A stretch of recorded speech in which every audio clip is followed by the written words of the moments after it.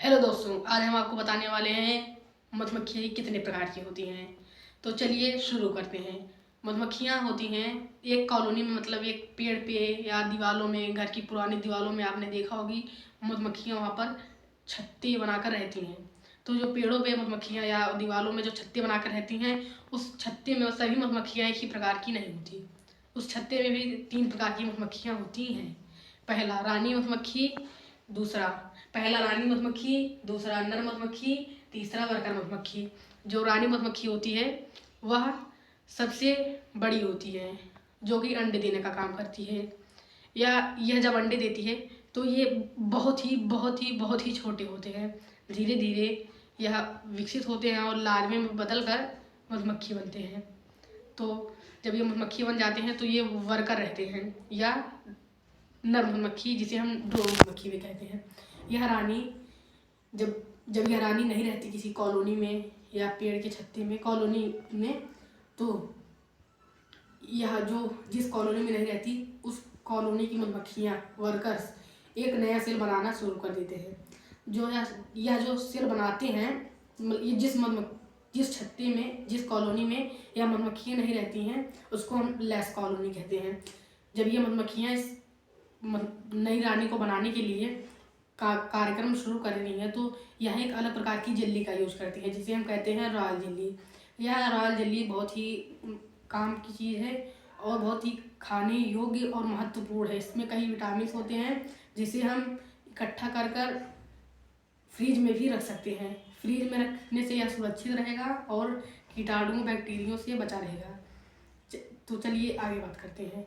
यह जो रानी मधुमक्खी होती है, जब ये सेल में धीरे धीरे छत्ते में जो छत्ता होता है उसमें सबसे बड़ा सेल अंडा या सेल रानी का होता है, जो कि इतना 1 या 1.5 इंची के बराबर होता है। और उसके होता है उससे छोटा होता है का सेल, जो कि 1.5 इंची का होता है। उससे छोटा होता है नर मधुमक्खी का सेल, जो कि आधी इंची का होता है। उससे भी छोटा होता है वर्कर मधुमक्खी, या जो कार्य करने वाली मधुमक्खी होती है उसका सेल, जो कि छत्ते में एकदम चिपका हुआ होता है और एकदम सपाट होता है, या हल्का भी उभरा हुआ नहीं होता है। जब रानी मधुमक्खी अंडे देने लगती है तो उसको कैसे पता चलता है कि यह नर मधुमक्खी है या मादा मधुमक्खी है? तो छत्ते में अलग अलग सांचे बने हुए होते हैं। 2 सांचे बने हुए होते हैं, एक नर मधुमक्खी का, एक वर्कर मधुमक्खी का। जब रानी अंडे देने लगती है तो वो वर्कर वाला जो सांचा रहता है उसमें वर्कर वाला देती है और वर्कर मधुमक्खी में वर्कर वाला अंडा देती है। जब यह अंडा दे देती है तो वही बहुत छोटे होते हैं, फिर यह लार्वा अवस्था में जाते हैं, फिर धीरे धीरे जब ये मधुमक्खी बन जाते हैं रहता है, जब सांड नहीं आने लगती है तो इसे कट कर दिया जाता है। इसलिए कट कर दिया जाता है कि यह जो नर मधुमक्खी होता है या सिर्फ बैठा रहता है, खाता है और ना फील्ड में जाता है, ना काम करने वाले जो कार्य करने वाली वर्कर मधुमक्खियाँ होती हैं ना उनकी हेल्प करता है। इसलिए हम इसे काट कर निकाल देते हैं। जब ऑफ सीजन हो जाता है, जब शहद नहीं निकलती तो मधुमक्खियाँ इनको खुद ही मार देती हैं, इसलिए हम इसे काट कर निकाल देते हैं। तो चलिए बात करते हैं वर्कर मधुमक्खी पर। यह वर्कर मधुमक्खी एक नपुंसकलिंग होती है, जो कि सिर्फ कार्य करती है और रानी जो कहती है वह करती है। यह पराग लाती है, शहद लाती है। यह इनके पास एक ग्रंथि होती है जिससे यह मोम भी बनाती हैं। यह जो मोम बनाती हैं इसलिए अपने छत्ते जोड़ देती हैं। एक कॉलोनी में सिर्फ 10 छत्ते होते हैं, 10 छत्ते होते हैं, जिसमें अगर यह शहद भर रही हैं और फील्ड में शहद आ भी रही है तो यह अपने से छत्ते जोड़ना शुरू कर देती है, जिसे हम बर्कन कहते हैं। जिसे हम बर्कन कहते हैं। यह जो बर्कन होता है इसमें मधुमक्खी अपने से जोड़ी रहती है, इसलिए टेढ़ा मेढ़ा कैसे भी जोड़ देती है। तो हम इसे छत्ते में अपने अनुसार इसे निकाल कर छत्ते में अपने अनुसार जोड़ते हैं। जब छत्ता डाल देते हैं तो मधुमक्खी से साफ सफाई कर कर अपने हिसाब से इसमें अंडे बच्चे सब देती है। बड़ा होता है रानी मधुमक्खी। अब बोला अब सबसे बड़ा होता है रानी मधुमक्खी का सेल, जो कि 1.5 इंची का होता है। उससे छोटा होता है नर मधुमक्खी का सेल, जो कि आधी इंची का होता है। उससे भी छोटा होता है वर्कर मधुमक्खी, या जो कार्य करने वाली मधुमक्खी होती है उसका सेल, जो कि छत्ते में एकदम चिपका हुआ होता है और एकदम सपाट होता है, या हल्का भी उभरा हुआ नहीं होता है। जब रानी मधुमक्खी अंडे देने लगती है तो उसको कैसे पता चलता है कि यह नर मधुमक्खी है या मादा मधुमक्खी है? तो छत्ते में अलग अलग सांचे बने हुए होते हैं।